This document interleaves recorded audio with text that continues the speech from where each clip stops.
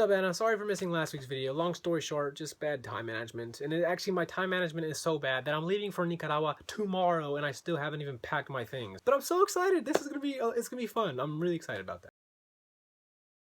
Needless to say though, I might have problems uploading since I'm not going to have access to Wi-Fi. I'm going to try my best, but there's no guarantee, so sorry if there's not a video next week, but I will try. Anyway, so on to discussing this topic's video. If you've been following me on Facebook, you'll notice I've been posting quite a bit about Bernie Sanders in the last couple of months, so for today's video I decided why not tip that iceberg and make a whole video about him. And that's what I'm going to do. I'm going to be discussing some common things that most people don't know about Bernie Sanders, but they should know because it will make him even more admirable than he already is. Some of this stuff is finally starting to get some public awareness, which is great. It's all documented. Most of the stuff he just doesn't really talk about, which is awesome. That's like reason number one why you already should like him. He's modest. And of course, everything I'm going to be talking about is going to be sourced down in the description box below. I'm going to try my best to go in chronological order. And apologies ahead of time if this video goes over the 4-minute limit. It probably will, but I think it's important, so it's okay. I'll take one for the team and be punished for it later. Or if you want, because I missed last week's video, you can consider this extra long video as makeup. I will be looking at my notes over here to the left just to help me out, so if you see me looking over there, you know why. Okay, so you know that famous I Have a Dream speech Martin Luther King gave during the March on Washington, like way back then? Was that event when like approximately 250,000 people participated in for civil rights? That seems like it was so long ago, doesn't it? Like it was super generations ago. But guess what? Bernie Sanders was there watching it live at the tender young age of 21 years old. Would you look at that, Anna? He was as old as you when he was part of one of the most historically monumental moments in American history. So yeah, his civil rights activism goes way back. In fact, just a year earlier, a then 20-year-old Sanders, who was an officer for the Congress of Racial Equality, was leading students in multi-week sit-ins to oppose segregation in off-campus housing owned by the University of Chicago. He actually led the very first civil rights sit-in in Chicago history after making the statement, quote, "We feel it is an intolerable situation when Negro and white students of this university cannot live together in university-owned apartments." Crazier yet, he was actually arrested during one of these demonstrations in an attempt to desegregate Chicago's public schooling. And there's all kinds of crazy stories, like at another time he was raising awareness in protest of police brutality by putting up flyers, only to realize that a cop had been following him and watching him do this for the last 30 minutes. Back then, that couldn't have gone well. And as you'll see, like all other issues he stands up for, he does so unwaveringly throughout time. So just as he was on the front lines fighting for civil rights in the 60s, just back in 2004, when 56,000 black men lost their ability to vote after being unjustifiably deemed criminals, which coincidentally happened to be the same year that Bush won the presidential candidacy for a second term. I mean, wow, that's just like a crazy coincidence. Anyway, so the Congressional Black Caucus, being obviously outraged by this racial voter suppression, held an emergency meeting during the election and invited all of Congress to show up. And you know what happened? Let me quote journalist Tom Hartman, who was there. Quote, "The single lone member of the Congressional White Caucus that showed up was Bernie Sanders, and he spent a long time talking to me about these issues of racial voter suppression. He was always there. He was practically an honorary member of the Congressional Black Caucus. It wasn't that he just showed up for that one meeting with me. He has always been arm in arm." Indeed, he definitely understands discrimination and racism, perhaps on a whole other level, considering that a lot of his family members actually died in the Holocaust. This is a fact that he just alluded to publicly a couple of days ago in a very touching moment when he asked a Muslim student to come up on stage with him after she had asked him a question regarding Islamophobia and whether he as president would do something to combat that. And his response was, quote, "Let me be very personal here if I may. I'm Jewish. My father's family died in concentration camps. I will do everything that I can to rid this country of the ugly stain of racism that has existed for far too many years." Moving forward, this guy has perseverance, like more than anybody else. In 1972, he lost his first election in the race for a seat as senator in Vermont. He only got 2% of the vote. Scratch that, he actually lost his very first election in high school when he ran for president of the student body by coming dead last. So after losing that race for the Senate seat, he ran again for a statewide office, this time only getting 1% of the vote. So apparently the third time is not a charm. But then he was like, "Alright dude, I know that 4 is Fernie's favorite number. Why don't I try again for a 4th time?" So 2 years later in 1974, in his second campaign for US Senator, he lost again. But he got 4% of the vote that time, so improvement. So after 4 brutal losses, he's like, dude, what if I just try to run for governor? So 2 years later in 1976, he did, and he lost again. But he got 6% of the vote that time. Okay, 5 losses, this sucks, maybe I should start smaller. So 5 years later, in 1981, he ran for mayor in Burlington, Vermont, and he won. by only 10 votes. Like, I don't even have that many friends, and I can find 10 people to go vote. And then he gets reelected 2 years later, and in 1990 he wins the election and becomes the first independent to be elected into the House of Congress in 40 years. And then Vermont would then re-elect him for 8 more terms until he won the election for senator in 2006, where he's been ever since.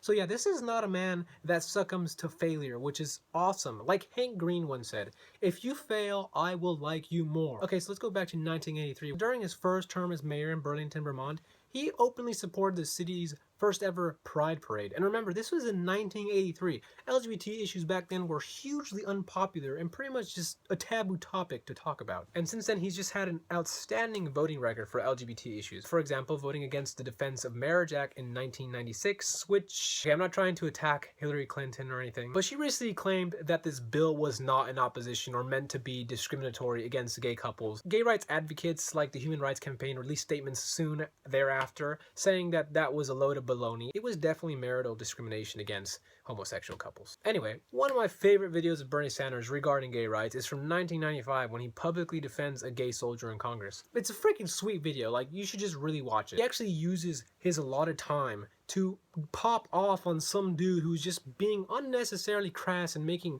homophobic and asshole-ish remarks. Like at one point he looks at a woman and he actually yells at her and he says something like, "Sit down, you socialist." Dude, another one of my favorite, like absolute most, oh my.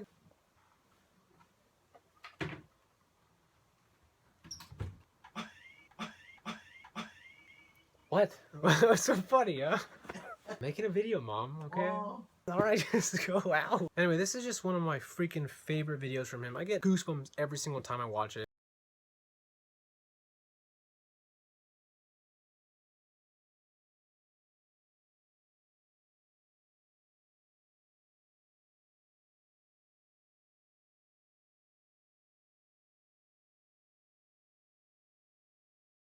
So in July 1999, Bernie Sanders stood up against major pharmaceutical companies by becoming the first member of Congress to take seniors across the border to Canada to buy lower cost prescription drugs. And this wasn't just a one-time thing. He went on these trips on more than one occasion, some even as far as in April of the following year when he took breast cancer patients over there because the cost of their medication was 1/10 the price than it was in the US. And a little word on pharmaceutical companies. So as you may know, Bernie Sanders is the only candidate right now who does not accept funding from super PACs. And just recently, he actually broke the world record for achieving $1 million in campaign contributions faster than any other presidential candidate in American history. And that $1 million was in majority compiled by average Joes like you and me. Last time I checked, he had received 650,000 individual contributions. That number might now be 700,000. I'm not entirely sure, so we'll stick with 650,000.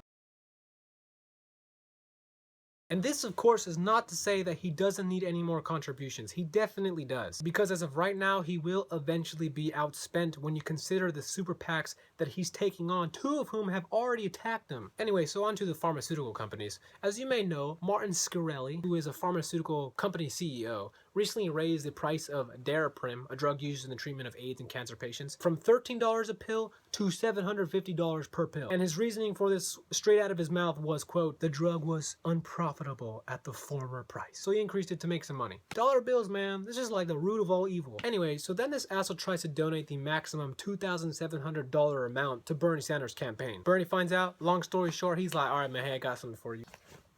How about this, bitch?" And then he sends all that money to an AIDS clinic. And you know something that bothers me? A lot of people say that Bernie Sanders is too idealistic and that he doesn't get things done, which is just absurd. He's only been in the Senate since 2006 and he's already sponsored 3 bills that became law. And he co-sponsored 203 bills that became law. Okay, this is getting really long, so I'm gonna have to cut out a lot of stuff I was gonna talk about. But one thing I will say is this awesome filibuster that he did back in 2010. He filibustered for 8.5 hours. He didn't even sit down one time. And for the duration of those 8.5 hours, he remained passionate and on topic about issues like child poverty and wealth inequality. Okay, so I'll finish on some lighter notes, say some things that perhaps might make you laugh about Bernie Sanders. Aside from making a folk album, he actually made a documentary. And the folk album, dude, that is like just the coolest thing ever.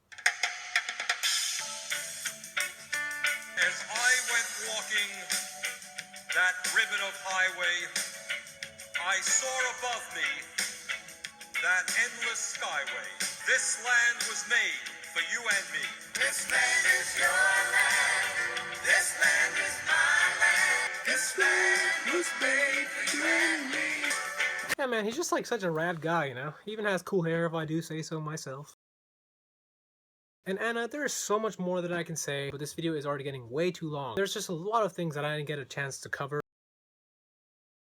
For example, I was going to go into some length about his opposition to war and just all the kind of awfully prophetic things he said would happen if we did go to war. That did happen. But hopefully what I've talked about has given you and the people watching an insight into the sincerity and compassionate human being that is Bernie Sanders. He is as genuine as they come. And God, I just hope America makes the right decision by voting for him in this next election. I'll see you in your next vlog. Peace.